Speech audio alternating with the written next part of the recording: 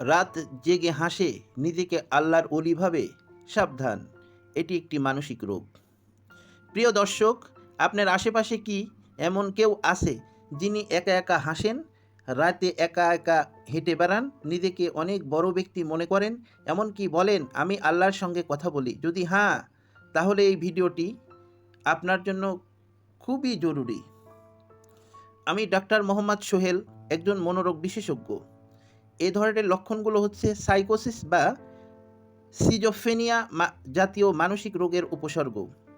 এতে রোগী অবাস্তব জিনিস বিশ্বাস করে, চোখে দেখে এমন কিছু যা বাস্তবে নেই। একেই বলা হয় হ্যালুসিনেশন। তারা বলেন আমি বড় অলি হয়ে গেছি, আমি আল্লাহর কাছ থেকে বার্তা পাই। তারা এই কথাগুলো বিশ্বাস করে বললেও বাস্তবে তারা মানসিক রোগে আক্রান্ত। এই রোগ চিকিৎসাযোগ্য, সময় মতো চিকিৎসা নিলে একজন রোগী সম্পূর্ণ সুস্থ হয়ে স্বাভাবিক জীবনে ফিরে যেতে পারেন।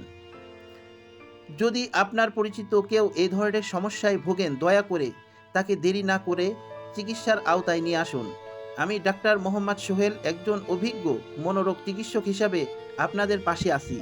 আমার চেম্বারে সরাসরি আসতে পারেন অথবা অনলাইনে যোগাযোগ করুন। মানসিক রোগ লজ্জার নয়, চিকিৎসাযোগ্য। সচেতন হন, সুস্থ থাকুন।